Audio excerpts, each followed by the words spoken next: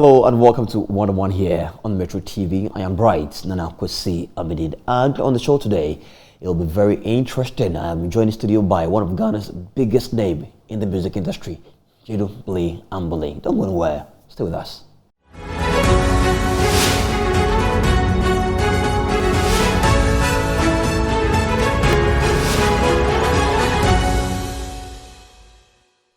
Thank you for staying with us, and welcome to you to our studio. Great to have you. I'm glad to be here. Yeah, and I've actually been looking forward to interview you one day, and finally I get to do that. I'm on it. Now, over 50 years of doing music, you still look young. How have you been dealing with yourself? Been taking good care of myself. Growing up, my father made me to know that your body is your temple, man. And if you're able to take care of the temple will take care of you. So it's been at the back of my mind from time immemorial, and making sure that whatever that I put in the system of my body will generate, good response to my body. And I think it's been working well for me because, all these years into this thing called music and things like that, I think I'm glad that I chose to become because whatever that I have, wherever that I've been, everything music has taken me through, and I'm glad that I did, make that choice. Your baritone voice, I mean, it's beautiful. it really is. But I want to find out, how is it like in a typical day of Gyedu-Blay Ambolley? One day in your life, how is it like? There is something that I think has eluded me for a long time. It's about who I am, my history, where I came from and all that. So music has already and always taken three-quarter part of my life. When I get up in the morning, I thank the Most High, seeing another day, and what am I going to do, to be able to contribute towards that day. And I think the gift of life in music, always catapults me to, get involved into music and all that. Aside from that, I like reading a lot because I like to know myself, my history, my people, where they came from and where I've raised as a people and all that. So information is very important for me. You started doing music back in the 60s. I don't know where I was at the time. You started doing music back in the 60s, but then, and you have been running with it. Why music in the first place? You could have done any other thing outside music. Why music? I saw that through my childhood, that anything pertaining to music was dear to my heart, and where I grew up, Sekenita Kuradi, we talk about Broadway band, talk about CK Man, Carousel 7, Weaver's Dance Band, the Skylights. There were so many bands around there that were performing, maybe at outdoorings and funerals and all that. And we used to go stand at the back of the band and watch the band play. And I saw that my interest, at any given time that I get close to music, it grows. So I saw that. That was going to be my form of my contribution, to me and the world. Because when I was growing up, I could have become a priest. Because some of my co-equals became priests and things like that. I made a choice, putting priesthood here and putting music here, and said, which one am I going to choose? And I chose music, and I'm glad that I did that. So you could have become a priest one way or the other? Yeah, easily, because my co-equals, most of them became priests. I'm wondering how they feel knowing that our friend who we all thought to be a priest is a musician. You meet them, just to hear from them, and how was the connection and conversation like when you meet? Yeah, because some of them, I think one or two of them, one is here, the other one is in America. He was in Chicago when I visited America, and I met him. He was my childhood friend. We go to school, when we come back from school, then we'll go do farming and things like that. But he chose the priesthood. And whatever that he's been gone, the priesthood took him. Now he's in Washington, D.C., Maryland, and it's like that. But we still communicate. Great. Let's take you back to Sekenita Credit, a place where we know that it used to host a lot of ships like the Naval, the Blaster Line and all that, like you mentioned earlier. And also a lot of bands Sekenita Credit back in the days.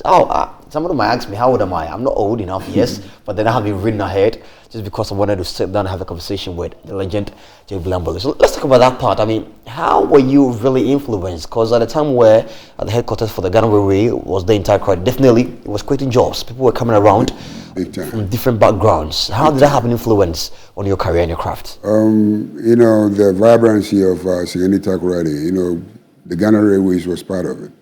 Because people were coming from Winnipeg, Cape Coast, Elmina, and all of them, all became employed, in the Ghana Railways. And aside from that, because of the harbor, ships, Kwame Nkrumah's ships, and everything was right there. Kwame Nkrumah, we had over 16 ships, all named after the rivers of Ghana. These are the seamen that travel outside and come back. Some come back with music, some come back with, experiences that they met when they traveled. And it's like that. And in combination, those that are working home and those that were traveling to work, when they came back, it was fantastic because, Sekenita Credit, everybody wanted to be part of Sekenita Credit because if you talk about life, what makes life to become life, it was around Sekenita Credit. I wish I was there at the time to also experience how it was like to be in Takrady, which I believe is still fun anyways. I've been there before a couple of times, about twice. I was around the Market Circle area. Right. Exactly. But like, still back to your music, I'm just wondering, at that time, okay, as a young man who was living among people who enjoyed music, I know there's a time where there's something called happy hour or happy time, work and happiness, where you can actually close from work as early as 12 p.m., go to the club, go have fun, and come back to work and continue on. Yep. How were you also dealing with that? Did you ever have a chance as a young boy? How were you dealing with all these things? I experienced all those things because, the work and happiness idea and the influence was right there. Government had bands, private people had bands. Government had clubs. You talk about the state hotels and catering rest houses and all that. It was happening, and the private people had clubs. So anywhere that you turn, music and entertainment was everywhere. And growing up in that kind of arena, oh man, because the seamen, when they came back from Europe or America, they brought records. That was the time that we were listening to James Brown's them and Wilson Pickett's and Michael Jackson, Stevie Wonder's them. And when they came, the way they were dressing, so they were more Americanized. In their way of expressions in speeches and in talks and all that. And we all became fascinated with that. But me growing up, because of me being caught up in between music coming from Europe, outside the shores of Ghana, and the local music, because the local musicians were also recording. And we had only one radio, the Ghana Railway, Ghana Broadcasting Corporation, only one radio. But there were some recordings that were being made by Decca Records and Philip Records and things like that. So they were recording the bands, talking about E.T. Mensah's, the Black Beats and the Stargazers and the Broadway Dance Band. And so every Saturday, we go close by the radio box and things like that. And they were doing something they call the radio dance time. And radio dance time, we hear different bands perform. And aside from that, locals and things like that, you go, Broadway is there, CK Man is there. Yeah. You're talking about Skylarks, you're talking about Weavers Dance. So everywhere that you turned, music was happening. And that was one thing that, like you mentioned, called work and happiness, because we had afternoon jumps. whereby workers close from 12 from work, they go to afternoon jumps, 1:30, they go back to work. How were they able to do that? Juggle in between working for few hours and going to the club and coming back to continue the work. How were they doing that? It was a fever. It was a fever because there were jobs. During that time, there were jobs. During that time, Galamsey and everything was going on, but Galamsey at the time, huh? yeah, but only few people were doing the game because there were jobs, government jobs and private jobs and everything. So only few people were involved in Galamseys and all that. So seamen were there. I worked with my father because my father was working with the Segendi Takoradi City Council. My father was a senior health inspector. So when I finished with my elementary school, well, I got employed. So I worked with my father for almost, I think, 4 or 5 years. And that time, the Ghana Railways also, they had band called the Ghana Railway Dance Band. And I got involved. That's where I learned my rudiments of music. And all that, Samilate, the late Samilate, he was the one who taught me rudiments of music. And later on, they bootlegged them and things like that. They also came through. And, You just mentioned the Botila, and that brings me to the conversation about your connection with him. How did you meet him? And even just about a year or so ago, American musician Kelly Rowland fused or sampled these instrumentals in her music. Brilliant. We all loved it. Beautiful one there. But tell me, how did you come in connection with Botila? During that time, Botila was playing with a band called the Stargazers Band. They were in Kumasi. But they were also recording. So in Sekondi, there was a man who was selling records and things like that. So when I was passing through to my mother, go and find some food, I sometimes stayed by that kiosk that was playing music. I might stay there for almost about 2-3 hours. And they were playing music by Stargazers, Broadway band. So that was when I got to know of Ebotela. And I admired him that time because the guitar formations that he was playing was quite interesting. So I admired him, and lo and behold, he also became a band leader. So the connection was right there. And the Botela became my band leader 3 times. He was my band leader with the Ghana Railway Band. He was my band leader in the Uhuru Dance Band. And he was my band leader with the Apeja Show Band. So my connection with him was, strong. Back in the days, these bands, what were some of the songs that you really, really used to love, and can you remember any of them? Yeah, that time, musicians and bands were singing about life, the do's and don'ts of life and things like that. Aomuni amodofu efimehu brewu subanti krofo bekan wasa moye nyimgwasi saminti dofu hwehunye. They tell you, things about life. Awe junde awonkuti nebe nipa. I like that. Musumaye nipo oyi ashiwo. So we're learning. Apart from the musicalities of it, enjoying the music and everything, you are also learning the do's and don'ts of life through all this music. Aside the bands singing in connection with matters of life and advising the youth and all that, how important were they when it came to social life? Yeah, because, music is something that, renders out information. And education as well. Because whatever that you hear coming out of the records and things like that, you see daily. People encounter that daily. Through your friends, through your families and everything. So it was very, very well connected, into our way of life and everything. And I was happy with that because when you buy a record, take it home. It's different listening to it, somewhere and leaving it, and different taking it home. Because when you take it home, you play and you play it over. And the more you play, the more you learn, and the more you feel the lyrics, that is coming out of the music. You mentioned to me that back in Takoradi, you had a lot of people coming from abroad and all that. Did that influence how you speak and even how you act? Oh, definitely, definitely. I think so because the Americanization, man, was right there because the American seamen were also coming in. And when they came, they'll be hanging out with the prostitutes and things like that. And we sometimes look at how they dress, and, the slang that they, Okay. yeah, man.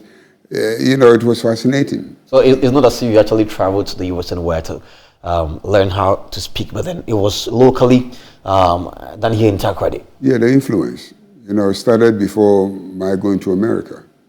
So when I went to America, I mean, I've had America locally.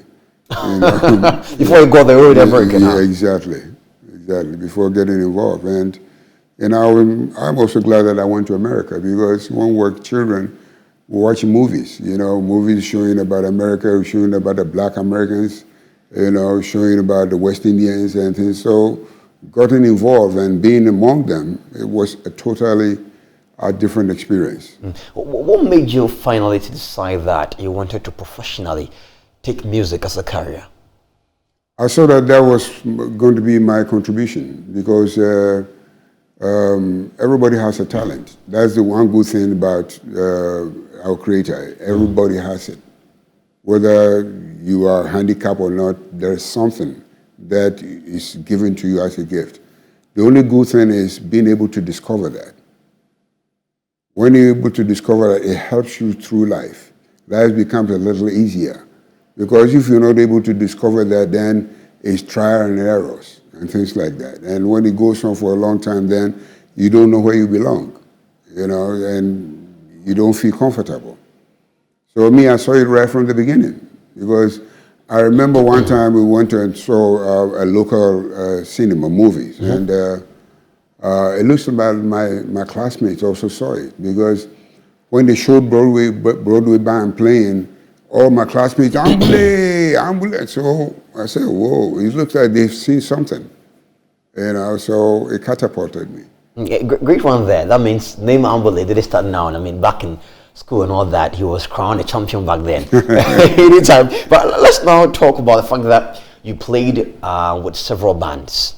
How did that happen? Walk me through that. Take me on a journey.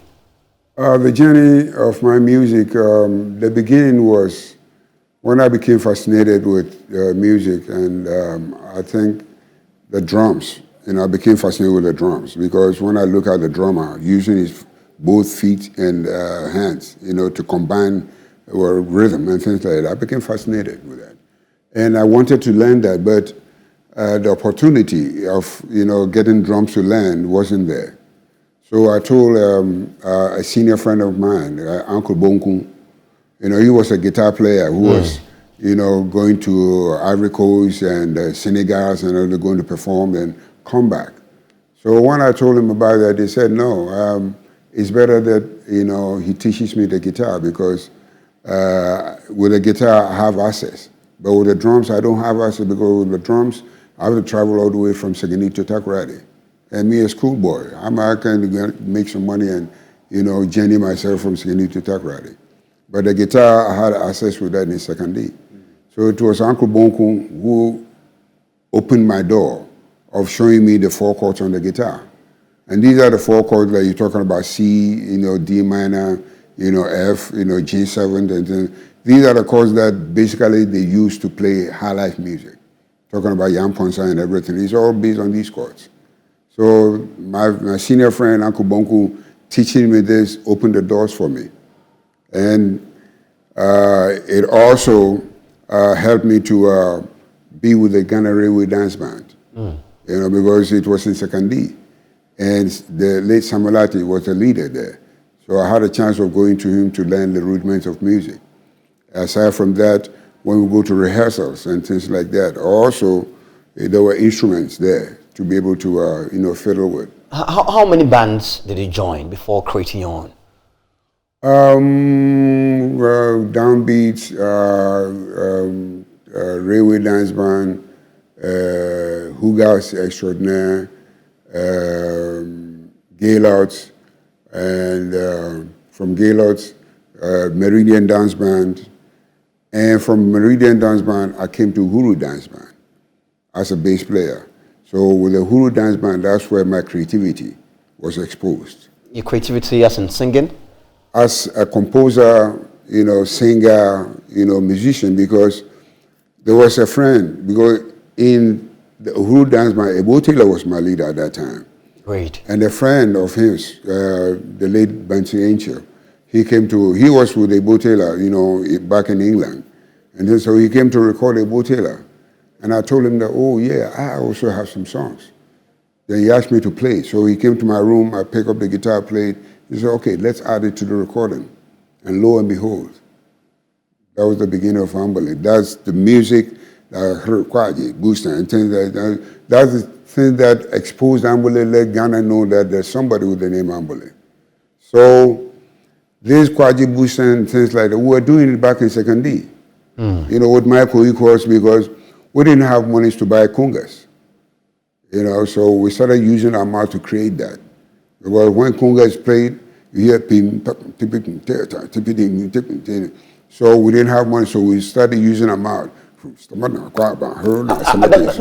take the piece out of my mouth, I'll come to that. But then I want to talk about your journey from Takoradi to Accra to Tema. Yeah. Tell me about that. When I joined the Hugas Extraordinaire, it took me out of second D. And because we were traveling to other regions and things like that. And after that, we came to Accra, stayed at a place called Latibia Koshi, and it was like that. So when the band was disbanded, that's when I went and joined the Gaylords. From Gaylords, I joined the Meridian Dance Band. So Meridian Dance Band, we were stationed in the Meridian Hotel in Tema. Is it same as the full complex band? No. The Meridian Dance Band came before the full complex band. Because after Meridian Dance Band, we formed another band called Apeja Show Band. This band was put together by the late,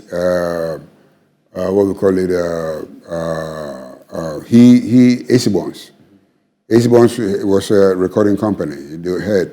So he thought that when I made that my record, her requirements and things like that, then he thought that, okay, why don't we put a band together so that we can be doing, creative music. And Ebo Taylor also became a band leader again in that Apeja Show Band. So that's when we started creating Akokoba Jidede, Mia Brentis, Gesima, all those kind of things. But why the shift from one band to the other? Because you just mentioned to me that Ebo Taylor was your leader 3 times in 3 different bands. Why couldn't you maintain a particular band? What was causing the breakup almost now and then? Sometimes it depends on what's going on or what's happening at that time. Because when we were with Huru Dance Band, the Huru Dance Band was playing more, copyrighted music. Because they were reading music and things like that and playing that. But when we formed the Apeja Show Band, then we had to create our own. So I saw that as a place for me because of my creativity. And when we went to Apeja Show Band, exposure of me creating music, composing music, arranging music, and expressing it by my singing and things like that, the doors were open for that. So I thought that that's a better place for me to express myself musically, more than Uhuru Dance Band. How many instrumentals are you able to play? Because I know you can play the guitar, the saxophone, and what else? Bass, keyboard, drums, and things like that. I might not be too perfect, in the keyboard, but whatever that I want to know or add musically, I have the expressions to that because I have the knowledge of music. Talking about keyboard, is chords and everything put together. So I knew the only instrument that I can play is trumpet. Trumpet. At least I have something I can do. Because I play trombone. I'm a trombonist. Oh, you did? Exactly. Yeah. Now your breakthrough came back in the 70s. Yeah. What happened? How did that happen for you? It came through my first recording, the Simugadu. The Simugadu is a coin word, but in effect it means that Misimugadu.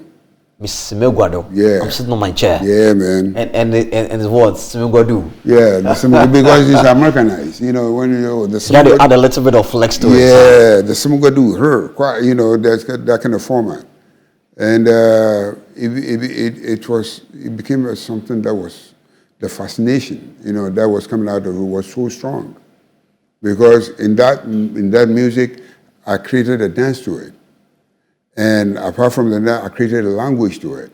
Apart from the language, I created what we call the lyrics also to it. So it's combination of three things in one. So would you say that you are the first musician to create a dance out of your music, and also the first musician to also create a language out of for your music? James Brown was doing that.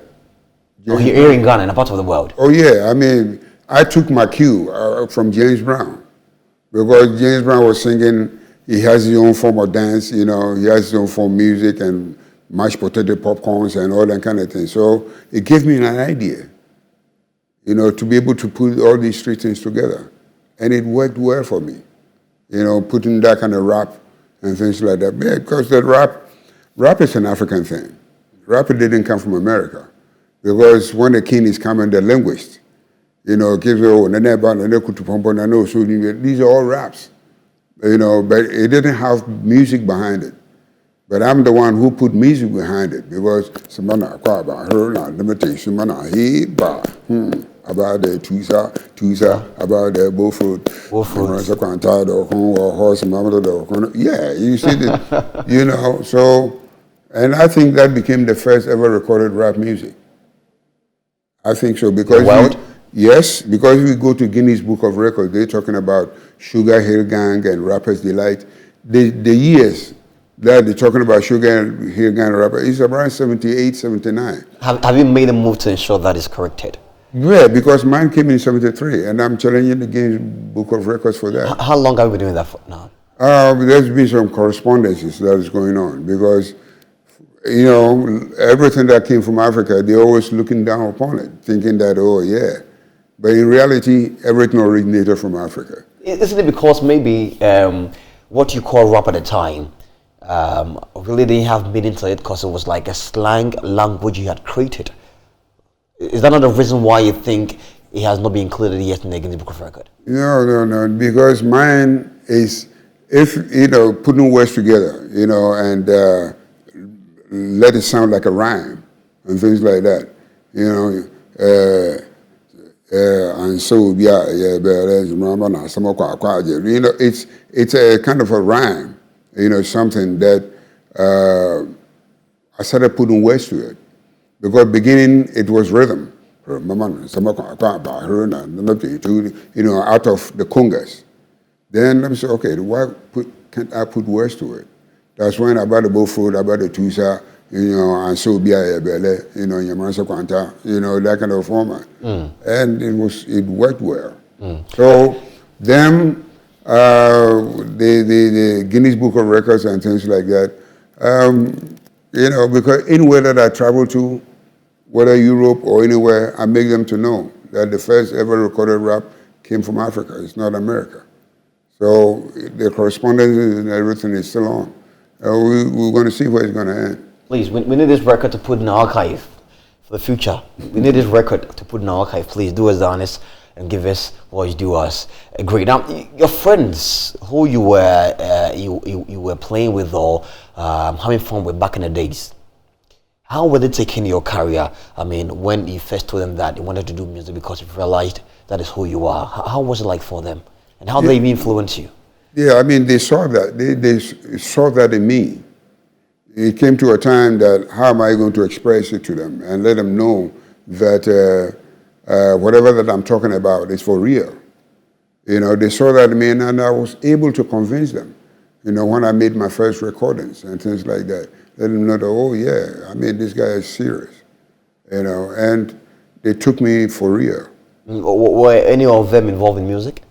Not all that, but, you know, in the course of our childhood days, you know, we were up and down a little bit.